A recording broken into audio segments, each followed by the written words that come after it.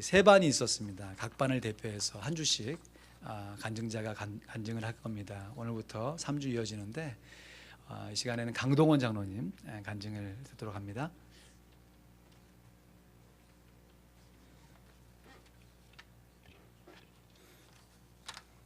구슬이 서말이라도 꿰어야 보배라는 말이 있습니다.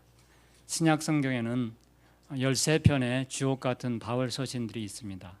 그 말씀들이 제 마음속에는 꿰지 않은 보석처럼 주소 없는 편지처럼 무질서하게 있었는데, 이번 신약 관통 세미나를 통해서 그 보석 같은 바울 서신들이 누가 선생의 사도행전이라는 아름답고 질긴 실에 꿰어서 질서를 잡았습니다. 바울 사도가 어디에서 어떤 심정을 가지고 누구에게 어떤 목적으로 그 편지들을 썼는지 조금은 알게 되었습니다. 2000년의 시간과 몇천 킬로미터의 공간에 괴리가 있지만 이번 공부를 통해서 비교적 쉽게 그 편지들을 썼던 사도 바울의 마음을 접근할 수 있게 되었습니다. 이런 좋은 배움을 가지게 된 것은 제가 시간과 노력을 많이 들여서 공부하고 연습하고 묵상한 결과였습니다. 그렇지만 이렇게 좋은 교재와 보조자료 그리고 가르침을 주신 우리 선생님 김용환 목사님이 아니었다면 저에게 이만한 성과는 불가능했을 것입니다. 김용환 목사님께 감사드립니다. 이번 신약 관통 세미나를 통해서 제가 얻은 성과 중에서 빼놓을 수 없는 것은 같이 공부한 학우님들과의 말씀을 통한 깊이 있는 교제였습니다. 같이 공부했던 그분님들의 깊이 있고 예리한 통찰과 하나님을 향한 열정과 사랑이 담긴 많은 간증들이 이 공부가 저에게 건조한 지식만을 습득하는 것이 되지 않도록 해주었고, 제가 말씀 속에 있는 뜨거운 열정을 느끼고 행동하도록 도전을 주기도 했습니다. 같이 공부하며 교제할 기회를 주시고 연대기 성경을 저에게 양보해 주신 여러 그분님들께 이 기회를 들어서 감사드립니다. 이번 신약 관통 세미나를 통해서 바울 서신들을 앞으로 더 깊이 공부할 수 있는 기초를 배웠습니다. 그리고 그 내용의 주제를 더 잘 파악할 수 있기 때문에 편벽되지 않게 나아갈 수 있게 된 것 같습니다. 작년에 이어 이번으로 두 번째 신약 관통 세미나를 마쳤습니다. 정말 유익한 공부였습니다. 다음에 있을 신약 관통 세미나도 많이 기대됩니다. 다음에 있을 신약 관통 세미나는 영원히 안개 속에 가려웠던 신비한 수수께끼와 같은 요한계시록을 할 텐데요. 이번에와 같이 이 성경 공부를 통해서 그 수수께끼가 훨씬 더 클리어하게 될 수 있도록 기대하고 여러분들도 같이 많이 참여해 주시면 좋겠습니다. 감사합니다. 성실하게 참여해 주신 것 다시 한번 감사드리고요. 이 기대와 바람을 몰아서 우리 성경 기주대회 할 거거든요. 조금 제 안에 감사한 마음과 조금 염려하게 되면 그렇지만 좀 마음에 좀 근심이 있는 것은 성경 관통 세미나 하신 분들은 열심히 하실 것이라고 믿어요. 그러나 그렇지 못하신 분들도 괜찮습니다.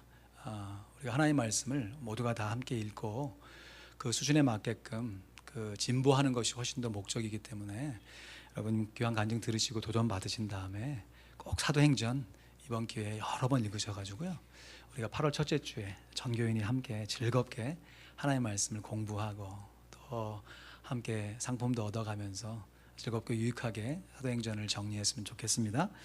감사합니다. 오늘 함께 볼 하나님의 말씀 마가복음 6장입니다. 오늘로 마가복음 6장 말씀을 마무리합니다. 마가복음 6장 53절부터 56절까지 말씀입니다. 마가복음 6장 53절부터 마지막 56절 말씀까지 우리 한 목소리로 다 봉독하시고 훈련에서 사역으로 라는 제목으로 말씀 나눕니다.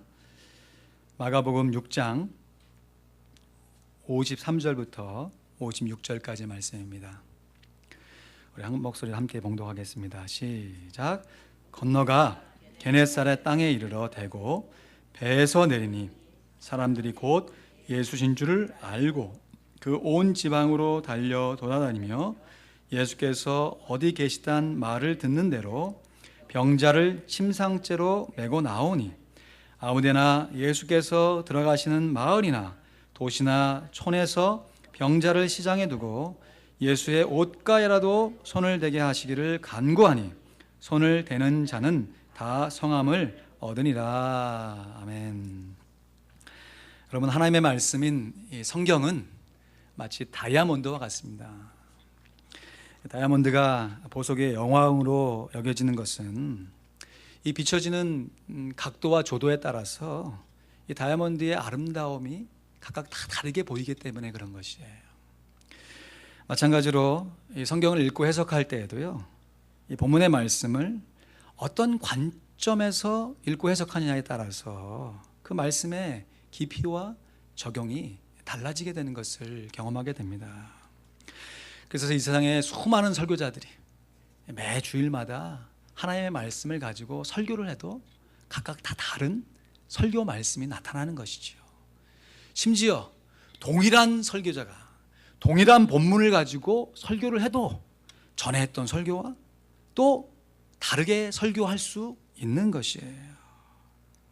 평생 설교를 해도 동일한 말씀이 깊이와 넓이가 각각 달라져서 설교자의 보는 관점에 따라 하나님의 말씀이 다르게 느껴지게 되는 것이죠. 오늘 본 말씀, 드디어 마가복음 6장 맨 마지막 부분을 살펴보게 됩니다.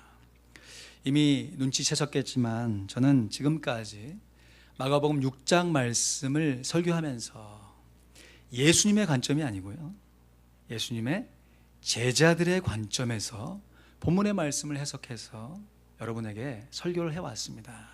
그래서 예수님과 함께 했던 제자들이 예수님을 어떻게 바라보았는지, 제자들의 눈에 비친 예수님의 모습은 어떤 모습이었는지, 한 걸음 더 나아가서 내가 만약에 예수님의 제자 가운데 한 명이라면 나는 예수님과 함께 동행하면서 어떤 마음의 자세를 가졌겠는지, 이러한 질문으로 주일마다 여러분에게 도전하여 말씀을 증거했습니다. 오늘 이 시간에는요, 마가복음 6장 말씀을 쭉 정리해 보면서요, 전에 증거했던 마가복음의 설교를 좀 정리해 보면서 복습하면서 오늘 말씀과 연결해 보면서 오늘 말씀의 교훈이 우리에게 어떤 의미를 갖는지, 또 우리는 어떠한 삶의 자세로 이 말씀에 순종을 해야 되는지 함께 은혜를 나누고자 하는 것이에요. 먼저 첫 번째로 마가복음의 6장의 시작이 예수님께서 자기의 고향으로 가신 것에서 시작을 합니다. 고향을 가신 예수님이 사람들을 의하금 배척을 당해요. 근데 그 배척을 당하는 그 순간에 아마 의도적으로 그렇게 적어놓은 것 같아요. 저자 마가가 예수님의 제자들도 함께 가는 것을 기록하고 있어요. 1절 말씀이죠. 예수께서 거기를 떠나 고향으로 가시니 제자들도 좇으니라. 예수님께서는 아마 기대하셨던 것 같아요. 고향에 가면 사람들이 나를 환영하지 않을까. 그런데 기대와는 정반대로 오히려 고향 사람들이 더 예수님을 배척해요. 함께 간 제자들은 분명히 그렇게 배척당하시는 예수님이 어떠한 반응을 보이시는가 아마 눈여겨 살펴보았을 것 같아요. 그러면서 5절 6절 말씀에 보니까 예수님께서 거기서는 5절 6절 말씀 보여주실래요? 아무 권능도 행하실 수 없어 다만 소수의 병인에게 안수하여 고치실 뿐이었고 저희의 믿지 않음을 이상히 여기셨더라. 그러면 마음에 좀 상처를 받고 고향까지 왔는데 나를 이렇게 배척해? 서운한 마음이 드실 수도 있을 법한데 예수님께서 전혀 그것에 개의치 없이 아랑곳 없이 이에 모든 촌에 두루 다니시며 가르치시더라. 우리 예수님께서는 사람들의 배척에도 전혀 개의치 않으시고 오히려 모든 촌에 모든 마을을 두루 다니시면서 하나님의 말씀을 가르치십니다. 뿐만 아니라 함께 따라왔던 제자들을요 둘씩 짝을 지어가지고 각 마을에 가서 복음을 증거할 수 있도록 제자들을 파송하세요.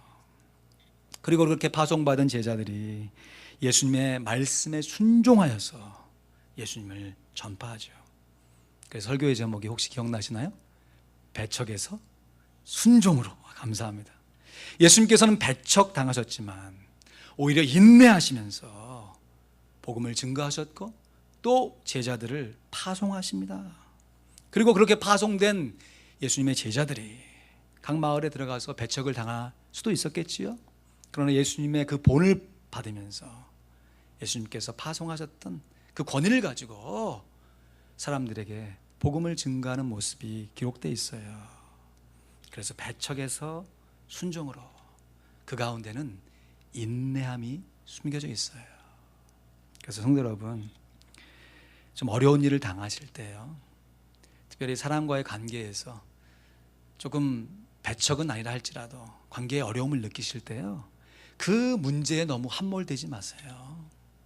배척은 배척일 뿐, 하나님께서 우리에게 주신 사명이 있다는 것을 분명히 아시고 배척당한 그 서운한 감정에 집중하는 것이 아니라 하나님 주신 그 사명에 집중해낼 때 우리가 하나님의 사명도 이겨내면서 또 하나님께서 주시는 취함의 역사가 함께해서 우리의 상한 마음도 하나님께서 새롭게 해 주실 줄로 믿습니다.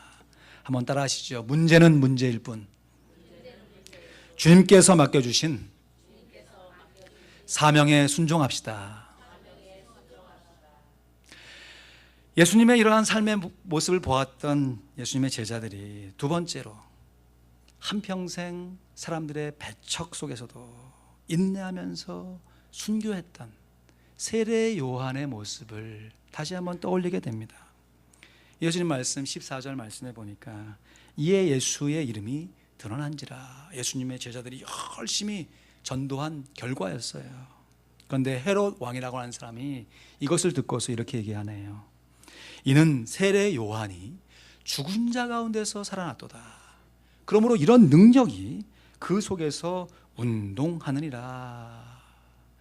그럼 마가복음의 첫 시작은요, 예수 그리스도 복음의 시작이다 하면서 곧바로 이어지는 말씀이 세례 요한이 어떻게 예수님을 증거했는지, 오실 길을 예비했는지에 대한 기사로 시작이 됩니다. 그러다가 갑자기 마가복음 6장에 들어와서 세례 요한이 감옥에 갇힌 것, 또 감옥 속에서 어떠한 죽음을 맞았는지를 기록하고 있어요. 인간적으로 보면 참으로 허무한 죽음이 아닐 수 없습니다.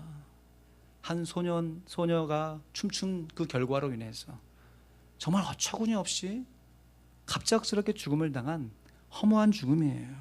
그러나 세례 요한의 죽음은 인간적으로 볼 땐 허무할지 모르지만 예수님의 입장에서 볼 때, 하나님 나라에서의 관점을 볼 땐 분명 영광스러운 죽음이었습니다. 그래서 설교의 제목을 허무한 죽음이 아니라 영광스러운 죽음으로, 허무한 죽음처럼 보이지만 영광스러운 죽음으로 말씀을 증거했어요. 정말 흥미로운 것은요, 이 세례 요한의 이 죽음 이 사건이요, 예수님의 제자들이 파송을 받은 그 직후에 기록되었고, 또 그 다음에 예수님의 제자들이 파송받아서 복음을 증거한 그 이후에 보고 드리려고 예수님께 모이는 그 중간 사이에 마치 삽입구절처럼 들어가 있다는 것이에요. 마치 영화에서 보면 앞의 일들을 미리 예견해서 보여주는 복선과 같은 역할을 하는 것이죠. 무슨 말입니까? 이제 곧 예수님 역시 세례 요한과 같은 인간적으로 볼 때는 허무한 죽음을 맞게 될 것이라는 것이죠. 예수님뿐이겠습니까? 예수님의 제자들 역시 인간적으로 보면 세례 요한과 같은 허무한 죽음을 당할 수 있을지도 몰라요. 그럼에도 불구하고 죽음에서 영광으로, 그 가운데는 순교가 있는 것이죠. 여러분, 우리의 인간적인 우리의 모습을 그냥 인간의 눈으로만 평가하지 마세요. 초대교회 성도들은요, 다른 이유가 아닙니다. 예수 믿는다는 그 한 가지 이유만으로 순교를 감당했던 사람들이에요. 우리가 예수님의 제자라면 예수 믿는다는 이유로 받는 풍성한 복도 누릴 뿐만 아니라 때로는 환경의 어려움, 경제적인 어려움, 더 나아가서 우리의 생명까지도 주님께 드릴 수 있어야 하는 것이죠.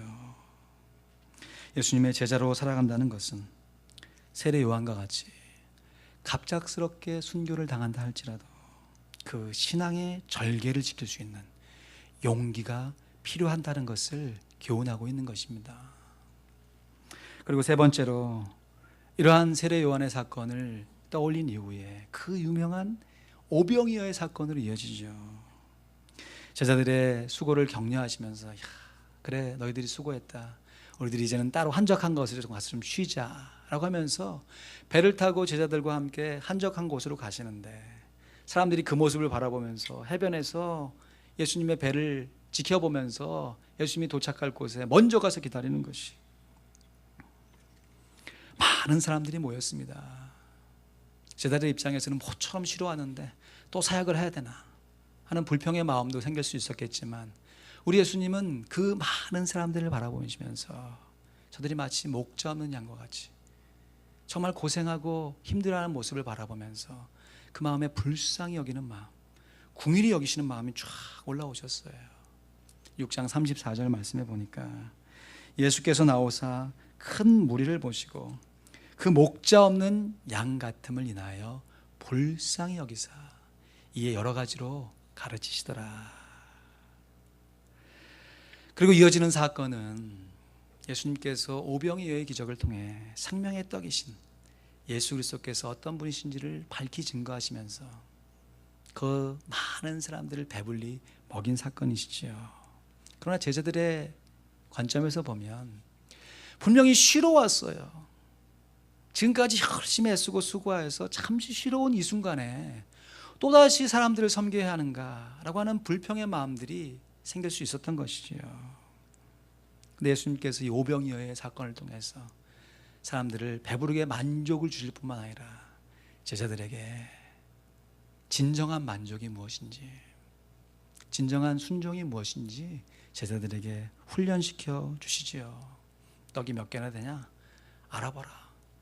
알아봤어요. 그 많은 사람들을 다 조사해야 되면서 그리고 그 많이 모여있는 사람들을 이제 50명씩 100명씩 앙쳐라. 그 말씀에도 또 같이 순종합니다. 그렇게 순종한 결과로 예수님께서 마치 기다리셨다는 듯이 사람들이 앉아 하늘을 우러러 축사하시면서 그 적은 양의 음식을 제자들에게 먼저 떼어주시면서 제자들로 하여금 사람들에게 예수님의 기적을 체험할 수 있도록 그로 말미암아 제자들이 예수님의 그 궁일한 마음이 무엇인지를 새롭게 깨달을 수 있도록 인도해 주신 것이에요. 그래서 궁율에서 만족으로 그 가운데 순종이 있습니다. 여러분 우리들도 제자들처럼 예수님의 말씀에 순종할 때 내가 생각한 기준 하나님 이 정도까지 했으면 되지 않았습니까? 제가 이만큼 애쓰지 않았습니까? 라고 하는 우리 마음 가운데 열심히 낸 결과가 있을지라도 주님께서 또다시 저 휘어져가는 추수의 곡식을 우리가 추수하기 위해서 다시 한번 궁일의 마음을 갖자라고 말씀하실 때 주님의 뜻이면 제가 나아가겠습니다 라고 다짐하며 주님의 궁일의 마음을 품고 사람들을 섬겨갈 수 있는 우리 모두가 되어야겠습니다. 그런데요, 사람이요 참 어리석고 참 연약한 것이요 오병이어의 기적입니다. 만약 우리가 그 가운데 있어서 우리 손으로 떡을 떼어주는데 계속 주지 않고 계속 떡을 나눠주는 그 상황 가운데 사람들을 먹인 그 기적을 체험했다면 여러분 우리들이 예수님에 대해서 어떠한 마음의 자세를 갖겠어요? 도대체 이분이 어떤 분인가? 근데 제자들이요 그렇게 엄청난 기적을 체험한 후에도 정말 아이러니하게도 정작 예수님이 어떠한 분이신지 올바로 깨닫지 못했노라 라고 저자 마가가 기록하고 있어요. 그래서일까요? 네 번째 풍랑에서의 구원 사건이 일어나게 되지요. 6장 48절 말씀해 보니까 바람이 거스림으로 제자들의 괴로움이 노젓는 것을 보시고 밤 사경쯤에 바다로 걸어서 저에게 오사 지나가려고 하시매 했습니다.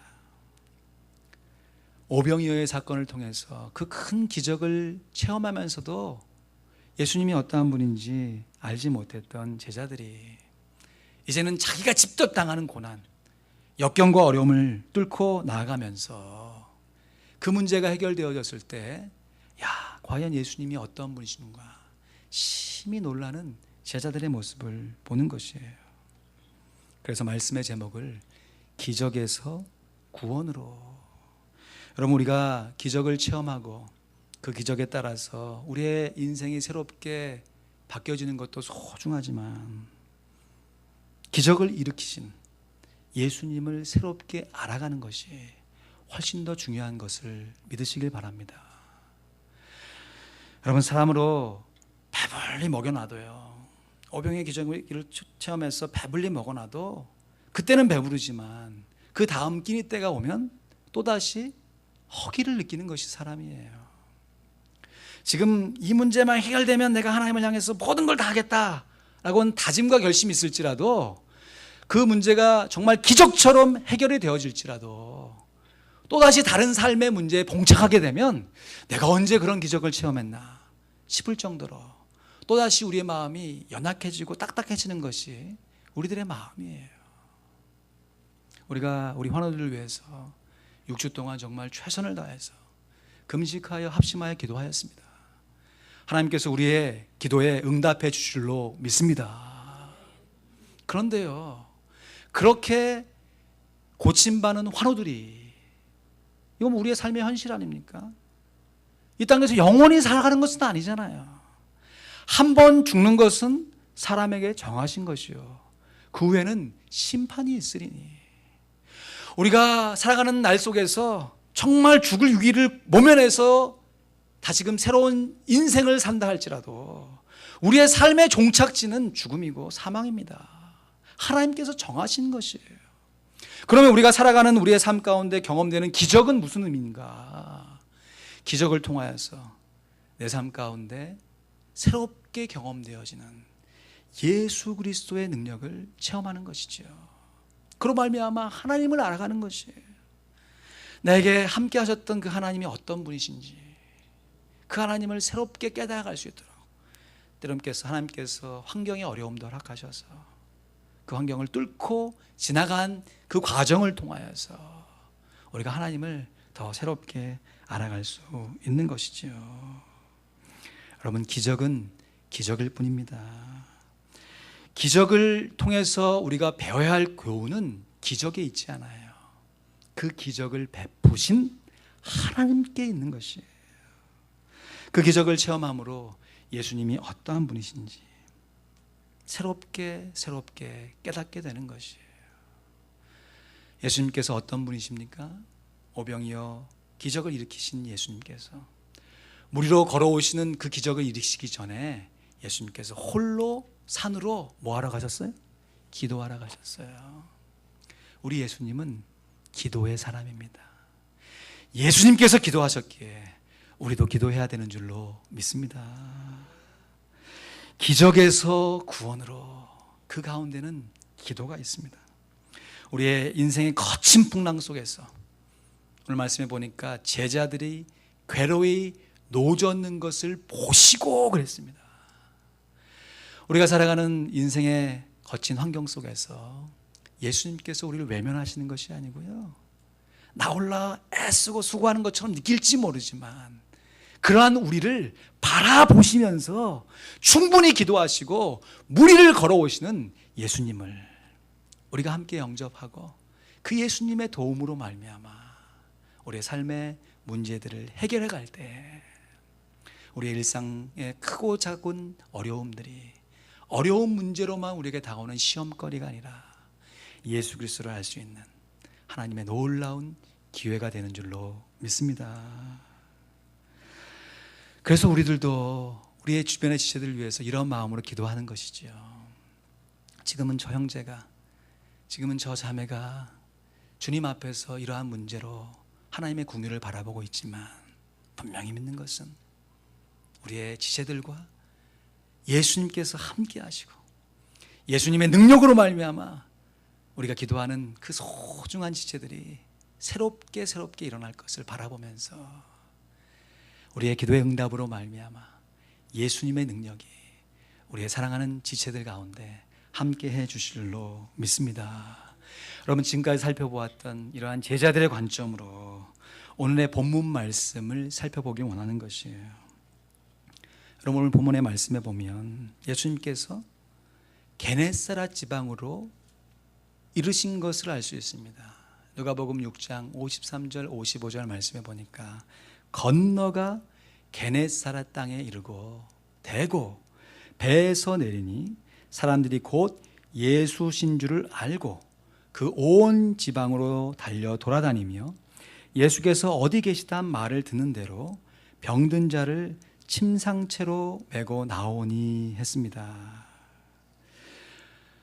예수님께서 게네사렛 땅에 이르르니까, 그리고 배에서 탁 내리니까 사람들이 예수인 줄 알고 알아챈 것뿐만 아니라 누가 시키지도 않았는데 자기 스스로 막 온 지방으로 달려 돌아다니면서 예수가 여기 있다 하면서 병든 자들을, 이제 얼마나 급했는지 그냥 침상채, 침대채 끌고 예수님 앞에 막 앞으로 날려오는 그 모습입니다. 마가복음 6장 마지막 절 말씀은 예수님의 열렬한 환영으로 말씀이 맞춰지고 있는 것이죠. 그러나 우리가 마가복음 6장 처음 시작을 놓치지 말아야죠. 예수님께서 다른 곳이 아니에요. 자기의 고향으로 가셨는데 오히려 고향 사람들이 예수님을 어떻게 했습니까? 배척했어요. 그리고 거기에서는 사람들이 배척을 해서 아무런 능력도 행할 수 없고, 말씀해 보니까 다만 소수의 사람들에게 안수해서 고치실 뿐이었어요. 마가복음의 첫 시작과 마지막 마무리의 말씀을 비교해 보면 예수님의 사역에 놀라운 반전이 일어난 것이죠. 처음에는 배척을 당하셨던 예수님께서 이제 말씀이 마무리될 때는 예수님께서 열렬한 환영을 받으세요. 이것을 예수님의 관점에서 보면 예수님의 능력이 이렇게 점점 사람들에게 인정을 받고 예수님이 누구이신지가 드러나는구나 싶지만, 이 말씀을 여러분 제자들의 관점에서 다시 한번 새롭게 바라보면 어떻게 해석해낼 수 있을까요?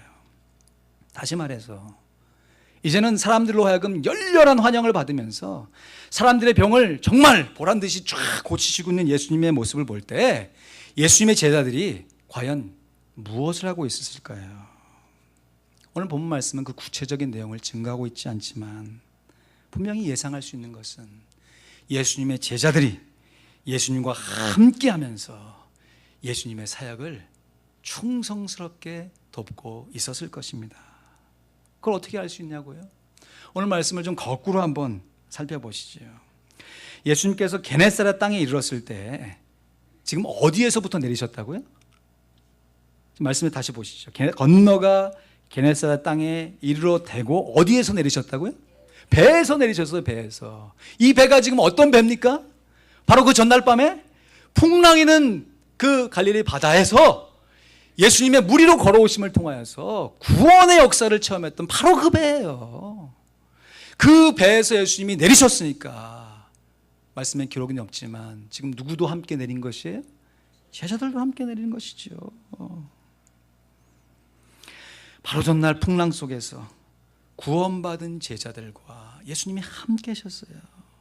그렇게 풍랑에서 구원받은 제자들이 그 한밤중에는 예수님과 함께 예수님의 그 구원 사역을 경험했지만 그 바로 전날 저녁에 예수님께서 일으켜주신 오병이어의 사건을 통해서 예수님께서 전해주신 떡을 직접 다른 사람에게 떼어주는 일들을 감당하고 있었습니다. 그러한 오병이어의 기적이 어떻게 일어날 수 있는가? 이제는 전도여행에서 좀 피곤하지? 이제는 우리가 한적한 곳에 가서 좀 따로 쉬자 라고 말씀하시면서 예수님의 제자들과 함께 하셨던 예수님이 동행하시면서 제자들 격려하시면서 일어난 사건인 것이에요. 그렇게 오병이어의 사건이 일어날 때 예수님의 제자들이 무엇을 하고 돌아왔다고요?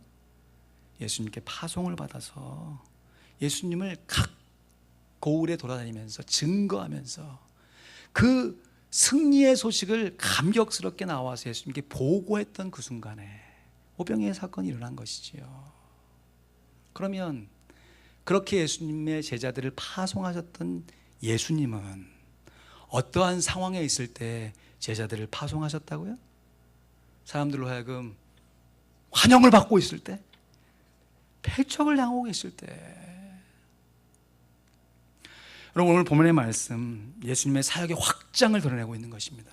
그러나 우리가 놓치지 말아야 할 것은 이 사역의 확장을 통해서 예수님의 제자들 역시 예수님을 바라보는 새로운 관점과 신앙의 눈이 새롭게 띄어졌으며 이후로 진행되는 상황 가운데 예수님을 더욱더 충성스럽게 따라가는 예수님의 제자의 모습이 있었던 것을 잊지 말아야 할 것이에요. 마가복음의 첫 시작은 예수님의 배척, 마가복음의 마지막은 예수님의 환영입니다. 이 말씀을 제자들의 삶 가운데 서로 연결시켜 보면 이 말씀은 비단 예수님의 사역의 놀라운 반전을 증거하는 것일 뿐만 아니라 연약하고 부족한 예수님의 제자들이 예수님과 동행하면서 예수님의 제자로서의 사명을 얼마나 잘 감당했는지 간접적으로 보여주는 하나님의 말씀으로도 볼 수 있는 것이에요. 예수님의 제자들은 배척에서 인내함으로 순종을 배울 수 있었습니다. 죽음에서 순교함으로 영광스러움을 체험할 수 있었어요. 궁율에서 순종함으로 만족함을 체험했습니다. 기적 속에서 기도함으로 구원을 얻었습니다. 지금까지 예수님께서는 제자들로 하여금 예수님께서 이런 과정을 통하여 예수님을 대신하여서 사역할 수 있도록 눈에 보이지 않는 훈련을 시키고 있으셨던 것이지요. 이제 곧 예수님의 제자들은 예수님을 대신하여서요, 예수님이 하셨던 그 놀라운 사역을 아름답게 감당하게 될 것입니다. 그래서 오늘 설교의 제목이 훈련에서 사역으로입니다. 물론요, 마가복음 6장 이후에도 예수님의 제자들은 예수님이 누구이신지 여전히 헷갈려해요. 심지어 예수님의 제자 중에 수제자라고 하는 베드로가 주는 그리스도십니다, 살아계신 하나님의 아들이십니다 라고 하는 멋진 신앙의 고백을 했음에도 불구하고 정작 예수님께서 십자가에 달리시기 위해서 사람들에게 잡힐 때는 그 사람들 앞에서 예수님을 모른다고, 나하고 상관없는 사람이라고 예수님을 3번이나 부인하는 연약한 존재입니다. 그러나 분명한 것은 그러한 제자들을요, 예수님께서 결코 포기하지 않으세요. 끝까지 붙으시면서 3번 부인한 베드로에게 3번 회복시켜 주시면서 네가 내 양을 먹여야 된다, 내 양을 쳐야 된다 라고 격려하시면서 예수님께서 마침내 승천하시면서 제자들로 하여금 지상 명령을 주시죠. 너희는 온 천하에 다니며 만민에게 복음을 전파하라. 예수님으로부터 삶의 동행함을 통하여 훈련받은 제자들이 이제는 예수님을 대신하여 사역을 아름답게 감당하는 모습으로 마가복음이 마무리되고 있는 것을 우리가 알 수 있습니다. 마가복음 맨 마지막 구절이 16장 20절 말씀인데 우리 큰 소리로 같이 읽습니다. 시작. 제자들이 나가 두루 전파할세 주께서 함께 역사하사 그 따르는 표적으로 말씀을 확실히 증거하시니라. 아멘. 예수님께 훈련받은 제자들이 예수님과 동고동락하면서 이제는 예수님의 사역을 대신하는 모습으로 마가복음이 마무리되는 것이에요. 그래서 훈련에서 사역으로, 그 가운데는 동행이 있습니다. 예수님과 함께하는 훈련이 있는 것이에요. 사랑하는 성도 여러분, 우리 모두가 다 예수님의 제자들인 줄로 믿습니다. 우리의 인생의 우여곡절 안에 예수님께서 우리와 함께 계시는 줄로 믿으시기를 주님의 이름으로 축원드립니다. 내가 잘 될 때, 누가 보더라도 정말 예수님의 기적을 체험할 때만 예수님이 함께 하시는 것이 아니라 정말 나 홀로 힘겹게 인생의 풍랑 속에서 그 거친 바다를 향해서 힘겹게 노를 젓는 것 같은 그 순간 속에서도 오히려 예수님께서 우리를 바라보시면서 우리를 향해 또 다른 기적을 일으키시면서 무리를 걸어오고 있음을 우리가 잊지 말아야 할 것이에요. 분명한 것은 나의 주어진 삶의 환경도 중요하겠지만 그보다 훨씬 더 중요한 것은 그 환경을 통해서 역사하시는 예수 그리스도의 능력인 것이에요. 우리 입술 가운데 터져나오는 주는 그리스도시요 살아계신 하나님의 아들이십니다. 주님께서 이러한 신앙의 고백을 우리의 인생의 여정 가운데 마치 시실과 나실처럼 고난과 성공이라고 하는 인생의 줄로 엮어주시면서 우리로 하여금 주님의 사역을 마침내 온전히 감당할 수 있도록 우리의 삶을 인도해 주실로 믿습니다. 말씀을 맺습니다. 옛날 영국의 빅토리아 여왕 시대 때 민심을 살펴보기 위해서 이 여왕이 그냥 가끔씩 가정을 방문해 가지고 사람들의 상황들을 살펴보았다고 그래요. 하루는 예수님을 신실하게 믿기로 소문난 어떤 과부의 집에 찾아가서 과부와 함께 얘기를 나누면서 여왕이 이렇게 묻습니다. 당신의 집에 방문했던 이들 중에서 당신이 생각하기에 가장 중요하다고 여기는, 소중하다고 여기는 손님은 누구였습니까? 그러자 이 과부가 그것은 바로 여왕님이십니다. 그런데 이 대답을 들은 여왕이 그렇게 크게 기뻐하지 않는 것이에요. 왜냐하면 집을 방문할 때마다 다 사람들이 그렇게 얘기하거든요. 여왕님이 최고이십니다. 최고의 손님입니다. 근데 이 믿음 좋기로 소문난 과부는 조금 다른 대답을 하시지 않을까 기대하며 갔기 때문에 돌려서 다시 한번 물어봐요. 혹시 당신 집을 방문했을 때 가장 중요한 손님이 예수님이 아니셨어요? 그러자 이 과부가 단호한 목소리로 아닙니다. 여왕님, 우리 예수님은 결코 손님이 아니십니다. 우리 예수님은 우리 집에 함께 거하시면서 이 집을 지키고 계시는 주인님이십니다 라고 대답했다는 것이에요. 여러분, 우리의 살아가는 인생의 삶 속에서 때로는 남들이 부러워하는 성공, 또 남들이 위로해야 할 만한 실패, 어려움을 겪을 수 있습니다. 그런 삶의 모든 과정 속에서 우리가 고백해야 할 우리의 신앙의 고백은 바로 예수님께서 우리의 주님이십니다. 주님께서 나와 함께 동행하시고 나의 삶을 지켜 보호하고 계신다 라고 하는 신앙의 고백이 되어야 하는 것이죠. 배척에서 순종으로 그 가운데 인내가 있습니다. 죽음에서 영광으로 그 가운데 순교가 있습니다. 궁율에서 만족으로 그 가운데 순종이 있습니다.